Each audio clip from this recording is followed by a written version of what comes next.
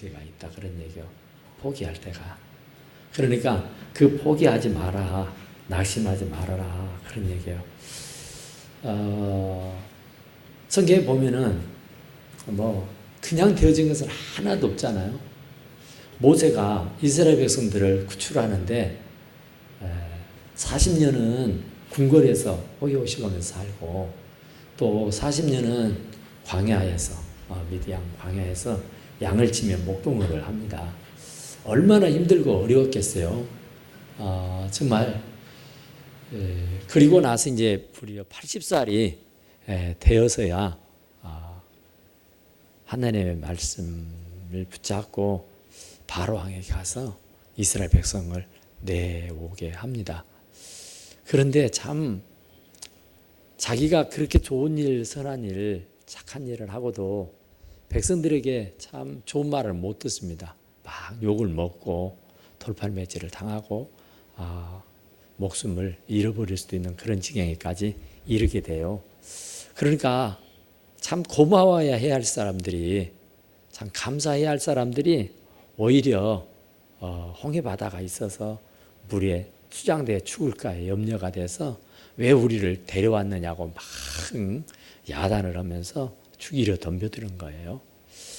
목이 마르다고 난리고 배가 고프다고 난리고, 하여간 이 모세는 하나님의 말씀을 붙들고 그냥 그들을 애굽에서 430년 동안 종살이했던 사람들을 건져내 왔으니 얼마나 귀하고 좋은 일을 했어요. 그런데도 불구하고 이스라엘 백성들은 원망하고 불평을 하고 죽이려고 덤벼들기까지 하는 거였어요. 정말 우리 같으면 때려치워버리고 그냥 자포자기 할 수도 있었을 거예요. 그런데 모세는 끝까지 정말 죽음에 이르는 그 자리에 이르기까지 이스라엘 백성들을 잘 이끌어가게 된 줄로 믿습니다. 참 성경에 보면은 모든 유인들이 다 그래요. 그냥 되어지는 사람이 하나도 없습니다. 요셉이가 정말 당신이 그렇게 종으로 팔려가야 할 이유가 없고 또 감옥에 갇혀서 참 수감생활을 하는 그런 일이 아니죠. 당신이 정말 종으로 팔려가야 되고 감옥살이 해야 될 그런 이유가 없어요.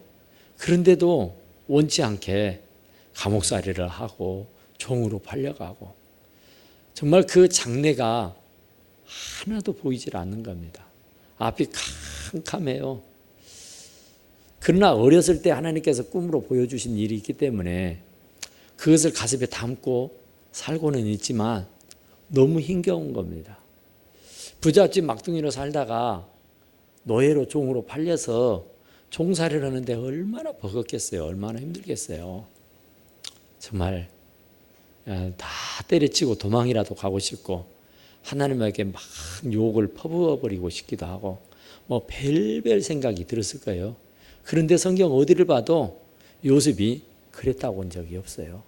끝까지 참습니다. 그것도 10여 년을 이상. 그래서 결국에는 총리 대신이 되잖아요. 그래서 하여튼 고난이 없이 그냥 되는 일은 아무것도 없다. 그런 얘기예요. 다윗이가 왕이 될 때도 마찬가지예요. 어린 소년 다윗이 들에서 양을 치는데 자기를 사무엘 선지자가 데려다 놓고는 안수하면서 네가 왕이다 그런 거예요. 그러니까 이 양을 치는 목동이 어느 날 갑자기 하나님의 종으로부터 기름을 부음을 받아가지고 네가 왕이다 그래. 그런데 그때부터서 이제 고난이 시작이 되는 거예요. 그 사울왕은 자기의 사위이지만 또 다윗의 장인어른이지만 이 다윗을 어떻게든지 죽이려고 안간힘을 씁니다. 그러니까 참 진짜 실망이 되죠. 다른 사람도 아니고 장인어른이. 자기가 뭐 잘못한 게 아무것도 없는데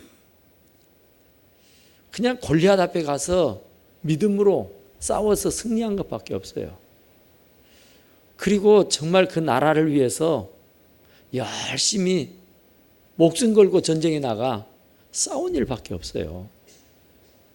그런데 다윗을 죽이려고 그 야단을 해요. 정말 이게 너무너무 가슴 아픈 일이잖아요. 그런데도 이 다윗은 그런 온갖 수모를 다 당해요. 도망 다니잖아요. 숨어 다니잖아요. 그러면서도 하나님을 원망하고 불평하지 않습니다. 끝까지 참고 견뎌요. 그래서 끝내는 이스라엘의 왕이 되지 않습니까? 그러니까 성경에 나오는 모든 위인들이 다 그런 신앙의 절개를 지킵니다. 그러니까 나름대로 다 어려움들이 있었다고요. 그런데 그런 어려움들을 다 극복한 겁니다. 그러니까 낙심하지 않고 실망하지 않고 포기하지 않았다 그런 얘기예요. 그러니까 분명히 낙심될 수도 있고 좌절할 수도 있어요. 정말 원망할 수도 있고 불평할 수도 있다고. 정말 내가 왜 이런 꼴을 당해야 되나? 내가 왜 이렇게 힘들어야 되는가? 정말 너무너무 원망스럽고 낙심이 될 때가 있단 말이야. 그러니까 데살로니가 교인들이 한때는 막 믿음으로 아멘 할렐루야 했는데 핍박이 오는 거예요. 막 고난이 오는 거예요. 예수 때문에 당하는 아픔이 얼마나 큰지. 그냥 예수만 안 믿고 하나님 안 믿는다고만 하면은 아무렇지 않는데 그 신앙, 그 믿음을 지키려고 보니까 온갖 핍박이 와요. 그래서 정말 더러는 포기해버립니다. 우리나라 역사를 이렇게 봐도 이 기독교가 막 들어올 때에 얼마나 많은 핍박들이 있었는지 몰라요. 그때 예수를 안 믿는다고 하면 살 수 있지만 예수를 믿는다고 끝까지 고집하면 순교해야 했었습니다. 그러니까 예수 믿는 사람, 안 믿는 사람을 어떻게 구분해낼 수 있었느냐 하면은 예수님의 그림, 예수님의 사진, 예수님의 상, 그걸 앞에다가 딱 펼쳐놓고는 그걸 지나가라는 겁니다. 밟고. 그러니까 안 믿는 사람이야 그거 아무렇지도 않고 그냥 뚜벅뚜벅 걸어갈 수 있죠. 짓밟고. 그런데 예수 믿는 사람들이 감히 그게 예수님은 아니지만 그래도 예수님이라고 믿는 것이잖아요. 그런데 그 사진, 그림 그걸 어떻게 내 발로 짓밟고 그 길 지나가느냐고요. 내가 안 믿으면 몰라도 믿는 사람이. 그래서 그 예수님의 상을 짓밟고 지나가는 사람들은 살았지만 그걸 신앙의 양심상 짓밟지 못하고 지나가지 못하는 사람들은 다 총칼에 맞아 죽게 되는, 순교하게 되는 그런 일들이 있었다고 그래요. 그래서 사도 바울은 이 데살로니가 교인들에게 형제들아 너희는 선을 행하다가 좋은 일 하다가 욕먹은다고 해서 정말 주의 일을 하다 보면은 욕을 먹습니다. 그러니까 적당하니 대충 믿는 사람은 절대 욕을 안 먹어요. 그런데 열심히 일하다 보면은 부딪히는 일도 많고요. 열심히 일하다 보면은 사람의 눈밖에 나는 수도 있어요. 그래서 괜시리 욕을 먹고 또 핍박을 당하기도 하고 또 더러는 왕따로 당해요. 그러니까 다른 게 아니에요. 내가 예수 잘 믿는다는 것 때문에 그래요. 다른 사람들은 적당히 세상과 타협을 하고 적당히 대충 믿는데 나는 유별을 떤다는 얘기예요. 자그마치 좀 하라 그런다. 그런데 낙심하지 말라 그러잖아요. 그런 말을 듣는다고 해서 의기소침하지 말라고. 그런 말을 듣는다고 해서 주저앉지 말라고 하는 거예요. 얼마든지 주저앉아 버릴 수도 있고 좌절해 버릴 수도 있고 낙담할 수도 있는 일이에요. 그런데 사도 바울은 그럴지라도 형제들아 낙심하지 말라는 거예요. 선을 행하다가 가장 좋은 일이 뭐겠어요? 예수 믿고 천국 가는 일 아니겠어요? 복음 전하는 일 아니겠어요? 그런데 미쳤다 간단 말이에요. 정말 제가 꿈에도 소원이 우리 교인들이 참 그 모두가 다 성령이 충만해져 가지고 손을 번쩍 들고 뭐 조용필이가 나오면 어떻게 노래해요? 해봐 한번 다 손 들어봐요. 조용필이가 나왔어. 조용필이가 나와가 뭔 노래 불러요? 노래방 한 양반 옛날에 뭔 노래 불러? 그러죠. 그러면 어떻게 이제 기도하는 뭐 하면 뭐 하고 이렇게 하잖아. 그러면 우리는 적어도 예수 믿는 사람들은 정말 은혜로운 찬양을 부르면은 아까 전에 우리 집사님이 그럴 전사님 새로 오셨네요. 그래. 재밌네요 찬양이. 재밌다가도 막 성령이 충만해요. 얼마나 감사해요. 그러면 저절로 손이 올라가야 돼. 손이 안 올라가는 것은 가짜예요. 손을 들고 찬양하라 그런 거야. 손을 들고. 저절로 올라가야 돼. 그리고 조용필이가 나오면 저절로 올라가서 저절로 하잖아. 저절로 해요. 그거 안 하는 사람 이상한 사람이에요. 그 조용필이가 막 뭐 하는데 그냥 이거 좀 이상한 사람이라니까. 그러니까 우리가 적어도 예수 믿는 사람이 은혜로운 찬양을 하는데 저 전서 새로 왔더만 어쩌건다 하냐 이렇게 보고 있으면 안 된다고. 거기에 함께 젖어서 같이 은혜를 나눠야 할 줄로 믿습니다. 우리가 낮에 예배 드릴 때 일어났을 때에 정말 손을 높이 들고 같이 찬양을 하면서 예배를 시작하면 얼마나 보기가 아름답겠어요.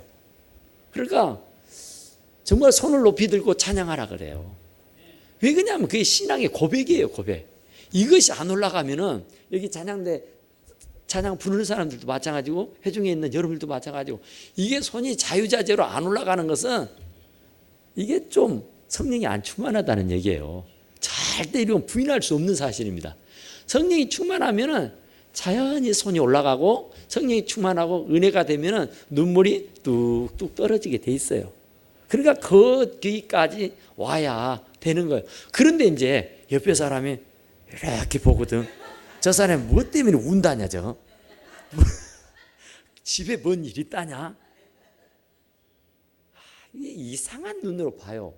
그래갖고 이제 송송을 해. 이제 예배 끝나고 나면은 뭐시라고 해. 이제 몇 사람 모여가고 김지사는 아까 본 게 막 울더라. 뭐 집에 뭔 일 있는가 봐요. 아이고. 그래갖고 이제 그 다음부터는 손을 못 올린다니까. 그 다음에 뭐로 들어? 옆에 사람들이 뭐라 했으니까. 그래도 뭐라 그래? 선을 행하다가 낙심하지 말라 그래. 때가 되면 다 알게 돼. 할렐루야. 때가 되면 다 이루어지는 줄로 믿습니다. 그분이 은혜를 못 받아서 그래. 그래 은혜가 받아져. 이제 시간이 흐르고 나면 그러면은 자동적으로 나도 울게 되고 나도 손이 올라가게 돼요. 이게 올리세요 그래서 올라가는 것이 아니라 나도 모르게 그냥 은혜가 되면 올라가는 것이고 은혜가 되면 눈물이 나도 모르게 촉촉하게 눈에 적시게 되는 거예요. 그러니까 선을 행하다가 낙심하지 마라 그런 거예요. 그러니까 내가 좋아서 하는 거잖아요. 하나님께서 내게 은혜를 베풀어 주셔서 내가 어떻게 이걸 보답할까. 정말 주님이 나에게 베풀어 주신 은혜가 얼마나 감사하고 큰데 내가 그 은혜를 어떻게 보답해요. 어떻게. 여러분 그 하나님 앞에 은혜 받았죠. 은혜 안 받았어? 받았죠. 엄청나게 은혜를 받았어요. 네? 어마어마하게 이루 말로 형용할 수가 없어요. 시간 사건들이 얼마나 많습니까? 그런데 하나님께서 우리를 눈동자처럼 지켜주시고 보호해 주신다는 거예요. 이게 참 기적 같은 일 아니에요. 그러면 그 은혜에 보답하는 것이 뭐요? 우리는 돈도 많지도 못해가지고 돈도 못 얻잖아요. 헌금도 잘 못 얻잖아요. 그러면 또 못 얻을 거예요. 은혜를 깨닫고 알고 그러면은 그 은혜에 보답할 수 있는 일은 찬양이 항소 한 마리 드리는 것보다 낫다 그러잖아요. 그러니까 찬양은 마음껏 하는 거예요. 마음껏. 이거 돈 들어가는 거 아니잖아요. 그러니까 열과성을 다 해서 참 우리 전사님 참 하여튼 나이가 먹어야 돼. 젊은 것들은 하여튼 나이가 먹어야 이게 영역이 생기고 나이가 먹어야 이게 되는 거예요. 얼마나 영역 있는 찬양이 나와요. 이게 적어도 여의도 순복음교회에서든 찬양이에요. 제 양반이. 여러분들이 지금 저분이 보통 분이 아니에요. 제가 다 말씀 안 드렸는데 제가 우리 장로님한테서 어저께도 지난주에 그랬어요. 어떻게 찬양 인도할까 참 기대가 돼요. 참 기대가 돼요. 그랬어요. 다른 분들은 젊은 사람들은 다 그렇게 제가 수없는 전사님들을 모시고 이렇게 해봤지만은 다 그렇게 해요. 그런데 나이 드신 전도사님은 어떻게 할까 했더니 저렇게 하는구나. 근데 저것이 우리들의 취향이요. 할렐루야. 하나님이 참 기뻐하는 찬양이요. 얼마나 기쁘고 감사한지. 그러면서 아까 우리 주사님이 오래 계시라고 했어요. 내가 언제 쫓아가니? 지가 갔지? 한 번도 나는 쫓아본 적 없어요. 오래 계십시다. 오래 계시면서 같이 기뻐하고 같이 찬양하면 더 좋을 줄로 믿습니다. 그러니까 낙심하지 말라 그랬어요. 절대로 예수 믿다가 낙심하지 마세요. 별 사람이 별 말을 해도 그냥 그러려니 하고 이 또한 다 지나가리라 해요. 다 지나가더라고요. 별것이 많아도요. 시간이 다 해결해줘요. 그러니까 내가 낙심해버리고 내가 포기해버리고 내가 무너져버리면 나만 손해예요. 그때 조금 이를 앙당 물고 그때 조금 내가 인내하는 거예요. 그때 조금 더 참고 기도하는 거예요. 그러면 훗날에 다 알아줘요. 다 알아줘. 시집살이가 그렇게 힘들고 힘들어도 참고 견디면 끝내는 다 알아주고 다 이해하고 용납하고 사랑받게 되는 줄로 믿습니다. 낙심해버리고 실망해버리고 포기해버리면 끝이잖아요. 끝. 더 이상의 희망이 없잖아요. 그런데 참고 견디다 보면은 마침내 승리할 수 있고 마침내 하나님께 영광을 돌릴 수 있는 날이 오게 되는 줄로 믿습니다. 누가 이 편지를 한 우리 말에 순종하지 아니하거든.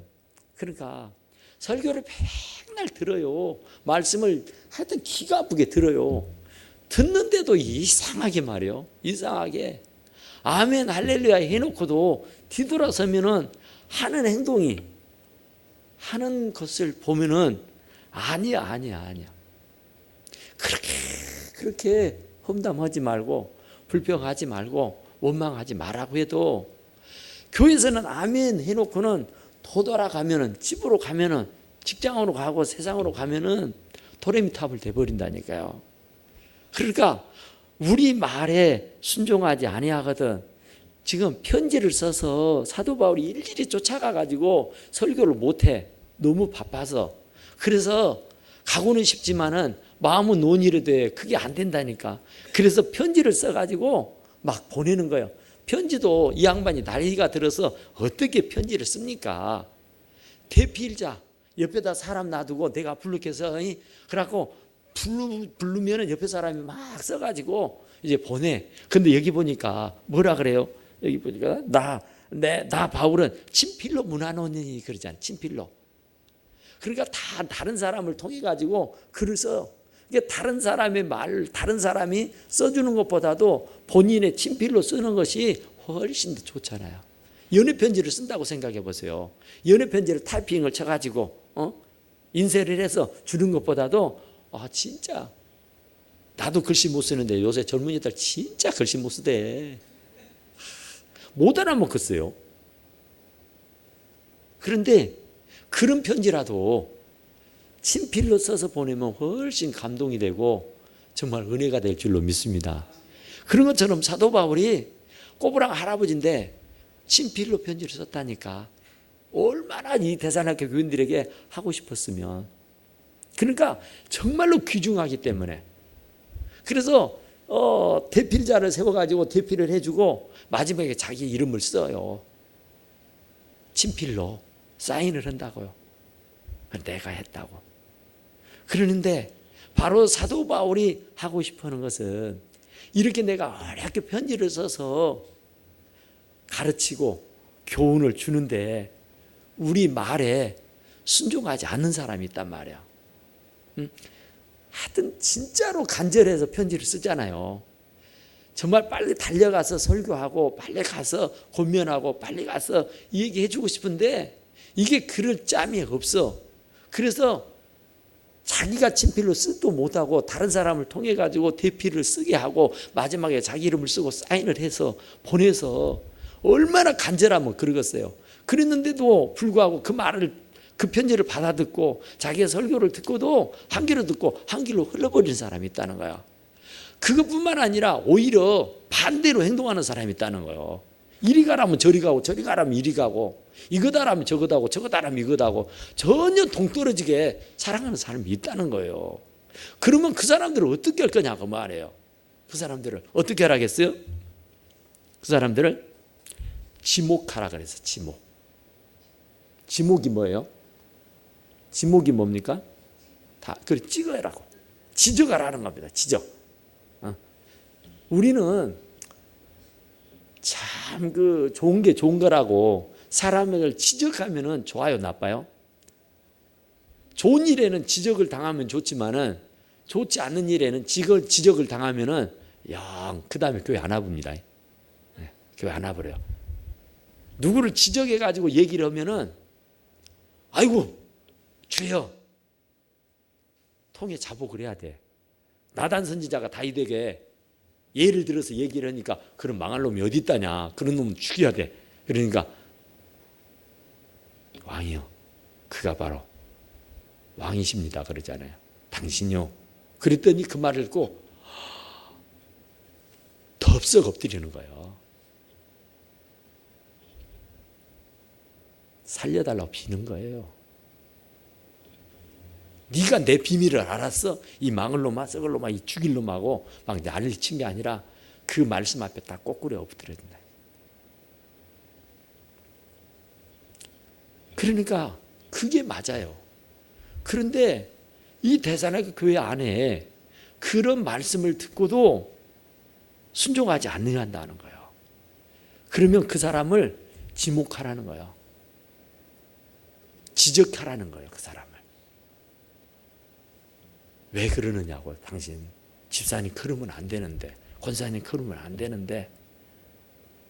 저는 설교를 해서 어떤 누구 한 사람을 지목해서 설교해 본 적이 없어요. 왜냐하면 지목했다가 내가 나가든 당신이 나가든 둘 중에 하나는 나가야 돼. 그러면 내가 손해잖아요. 그러니까 절대 지목을 안 해. 그런데 사도 바울은 지목하라고 하잖아요. 둘이 뭉실하게 하지 말라는 거예요. 잘못한 사람이 있으면 그 잘못한 사람 꼭 집어가지고 얘기하라는 거예요. 오늘날 정말 우리가 잘못한 사람이 있으면 그 사람 꼭 집어서 얘기했다가는 큰일 나버려요. 그런데 사도 바울은 지목하라고, 꼭 집어서 얘기하라고. 지목하여 사귀지 말고 말 섞지 말고 같이 어울리지 말라고 말해요. 왜? 물드니까. 그러니까 하나님의 말씀을 들어도 그 하나님의 말씀과 연합하지 않고 하나님의 말씀대로 순종하지 않고 하나님의 말씀대로 따라 살지 아니하는 사람은 지목해서 그 사람과 어울리지 못하도록 해라고 말해요. 그 사람에게 가면은 다 병드니까 바이러스균이 막 퍼져. 전염병처럼 막 번져 나가버려요.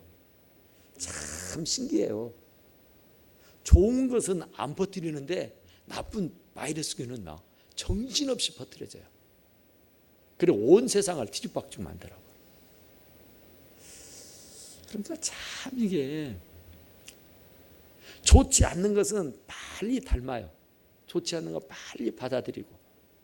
그래서 그런 좋지 않는 사람이 우리 가운데 한 사람이라도 있으면 사귀지 말라고. 지목해서 그 사람은 이단이니까, 그 사람은 잘못된 사람이니까 사귀지 말라고요. 그 사람하고는 가까이 하지 말라고요. 왜? 가까이 하면 나도 모르는 사이에 병이 들어. 나도 모르게 불만주의자가 돼.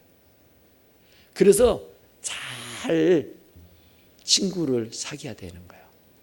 대부분에 보면은 다 부모들이 자식이 잘못되면은 친구 잘못 만나서 그랬다 그래요. 친구. 그러니까 친구를 잘못 만나면은 그 친구의 영향을 받고 또 우리도 그 친구에게 영향을 주게 돼 있거든요. 그러니까 그 말씀을 듣고도 순종치 않는 사람은 지목해서 그 사람과 사귀지 못하도록, 함께 지내지 못하도록 하라는 거죠. 그로 하여금 부끄럽게 하라 그래요. 부끄럽게 하라고. 죄를 지으면 부끄러운 줄 알아야 되잖아요.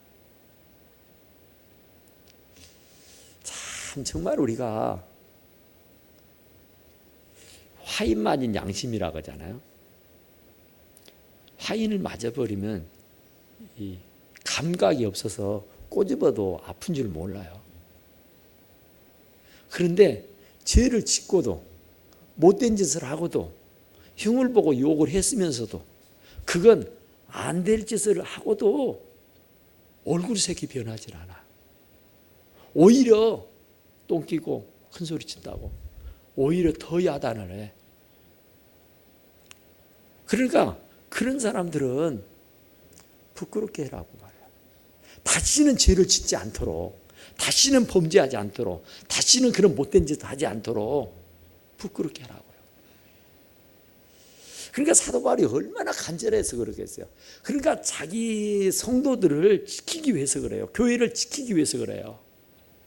그러니까 그런 사람이 하나만 있어도, 사람이 사는 곳에는 한 사람만, 나쁜 사람이, 좋지 않는 사람이 끼어들어버리면 그 무리가 전부 다 병들어 버려요. 그냥 맑은 물에 검정 잉크 한 방울만 뚝 떨어치면은 금세 그 맑은 물이 시커먼 물로 변해버려요.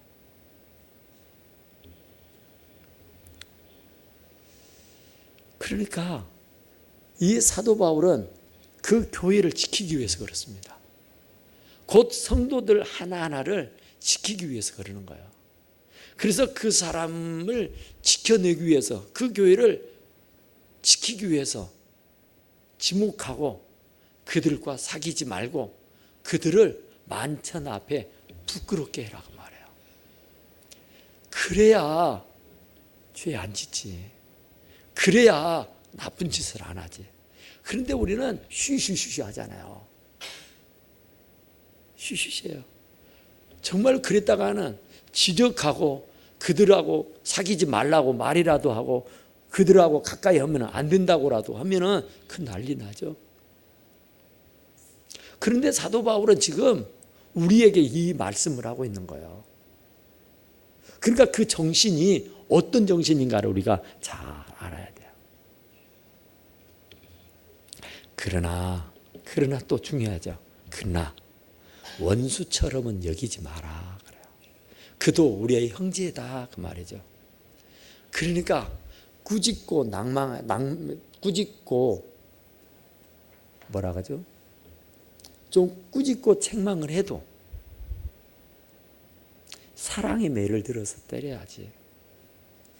그냥 악한 생각, 막 분, 화 그런 것이 막 불같이 일어나가지고 내가 감정을 추스리지 못해서 막 홧김에 일을 저질러서는 안 된다고 말이에요. 원수같이 생각하지 말고 형제같이 권면하라. 아무리 그런 사람이라도 하나님의 말씀을 듣고 그 말씀대로 실천하고 순종하지 아니하고 사는 사람은 멀리하고 사귀지 말고 지적해서 알게 하고 또 그를 창피를 줘서 부끄럽게 해라고 말해요. 그런데 그럴지라도 그를 원수같이는 여기지 말라고 말해요.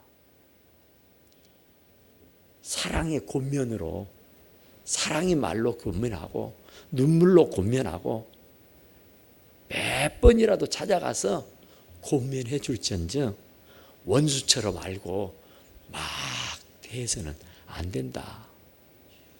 알고 보면 그도 우리의 형제니까, 알고 보면 그도 하나님의 자녀이니까 그냥 좀 내 눈밖에 낫다고 해서 탁 등을 지고 살아서는 안 되고 원수 되어 살아서는 안 된단 말이에요. 원수를 사랑하라 그랬잖아요. 그러니까 사도 바울이 지금 말하고 있는 것은 교회에 악영향을 미쳐서 교회를 혼란하게 빠뜨리니까, 교회에 어려움을 주게 되니까 지금 이거 각별하게 조심해라 그 얘기예요. 그러나 개인을 대할 때는 원수처럼 대하지 말고 형제처럼 대하라고 말해요. 아무리 나쁜 짓을 했어도 형제는 형제잖아요. 다른 사람들은 다 죽일 놈 망할 놈 뭐 어쩔 놈 해도 내 형제는 절대로 흉보지 않아요. 그 형제는 언제나 감싸주고 덮어주고 용납하고 사랑하지 않습니까? 그러니까 정말 사도 바울이 이 말하고 있는 것은 교회를 아끼고 교회를 사랑하고 교회를 지켜야 되는 그런 절대절명의 사명감을 가지고 그러는 거예요. 그러나 개개인 한 사람 한 사람을 대할 때는 원수처럼 대하지 말라는 거예요. 한 번 나쁜 짓하고 한 번 잘못했다고 해서 딱 38선을 그려놓고 원수처럼 여기지 말라고. 설령 그런 짓을 해도 그런 일을 했을지라도 형제처럼 대해주라고요. 형제는 아무리 나쁜 짓을 해도 감싸주게 되고 용납하게 되고 이해하게 되고 사랑하게 되는 것이 형제인 줄로 믿습니다. 그리고 이제 마지막인데요. 16절부터 18절은 뭐냐면은 평강입니다. 평강. 하나님은 우리들에게 평강 주시길 원해요. 절대 불화하고 싸우고 막 흉보고 욕하고 막 네가 올랴 내가 올랴 아웅다웅 물고 뜯고 싸우는 이거 아니에요. 샬롬입니다. 샬롬. 하나님은 뭔 일이고 할렐루야요. 아멘. 평강입니다. 그러니까 세상에서 가장 좋은 것이 뭐겠어요? 세상에서 가장 좋은 것이 평강이죠. 평강. 평화입니다. 아무리 금은보화를 산더미처럼 쌓아놓고 아무리 산의 진미를 날이면 날마다 먹고 산다 할지라도 마음의 불안과 초조와 공포 속에 산다면, 근심과 걱정에서 산다면 그건 사는 것 아니죠. 정말 꽁보리밥에 된장국을 먹어도 마음의 평안하면, 근데 육선이 가득해가지고 물고 뜯고 싸우는 것보다 푸른 채소를 먹고 평강하고 사는 것이 100배 더 낫다고 말씀하신 줄로 믿습니다. 그런데 하나님이 평강의 하나님이요. 할렐루야. 하나님이 평강의 하나님이니까 우리들도 그 평강의 하나님을 믿는 사람이니까 우리들도 평강의 사람이 되어야 할 줄로 믿습니다. 그러니까 미움이 있는 곳에, 싸움이 있는 곳에, 전쟁이 있는 곳에 예수님이 들어가면 다 평화가 돼버려요. 그런 것처럼 아무리 친구들 간에, 가족 간에, 이웃 간에 막 불화를 하다가도 내가 가면은 다 평화할 수 있고 화해자가 되어야 할 줄로 믿습니다. 그러니까 하나님의 평강이니까, 평화의 왕이니까. 그러니까 예수님도 평화의 왕으로 오셨잖아요. 그러니까 우리들도 어디를 가든지 나 때문에 싸움이 일어나고 나 때문에 불화가 생기고 나 때문에 막 물고 뜯고 하면 안 돼요. 나 때문에 평화하고 나 때문에 정말 사랑이 넘치고 나 때문에 모두가 다 화목하게 지낼 수 있어야 될 줄로 믿습니다. 가정에서도 마찬가지가 나. 가족 간에도 서로 사람인지라 감정이 있어요. 조금 이렇게 좀 있습니다. 그러면 주님은 평화의 왕이요. 어디를 가든지 싸움을 부추기질 않아요. 싸움을 끝내고 화해하게 만들어요. 그런 것처럼 우리도 어떤 누구의 어디를 가도 우리가 평화의 사도가 되어서 정말 모든 사람들에게 평화할 수 있도록 우리가 그 매개체가 될 수 있게 되기를 간절히 축원합니다. 나 바울은 친필로 문안하느니 이는 편지마다 표시로서 이렇게 쓰노라. 그러니까 편지마다 당신이 친필로 썼다고 말하지만 처음부터 끝까지 다 쓰는 거 아니라니까요. 대필자 데디오라 같은 사람들이 있었어요. 나이가 들어오니까 다 못 쓰죠. 이게 뭐 어마어마한 양이잖아요. 엄청. 우리는 편지 한 줄 쓰기도 뭐 문자 하나 날리기도 몇 번 해가지고 날리잖아요. 그리고 나서도 또 후회하고. 근데 사도 바울은 책을 13권 정도 썼다니까. 그것도 뭐 연애 편지가 아니고 하나님의 말씀을. 그러니까 얼마나 대단해요. 그래서 더러는 대필자가 있었어요. 그런데 그 대필자가 써놓고 말면은 이게 하나님의 말씀이라고 여기질 않으니까 마지막으로는 당신이 사인을 하는 거야. 내가 편지한다고, 내가 쓴 글이라고. 그러면 그 사도 바울이 인정한 것이니까 그건 사도 바울이 말씀이라고 믿어주는 것이죠. 이 편지마다 표시로서 이렇게 쓰노라. 우리 주 예수 그리스도의 은혜가 너희 무리에게 있을지어다. 아멘. 그리스도의 은혜가, 하나님의 평강이, 그러니까 하나님의 평강, 하나님의 은혜가 우리들에게 항상 있어야 할 줄로 믿습니다. 그러니까 은혜를 받으면 절대로 교만하지 않습니다.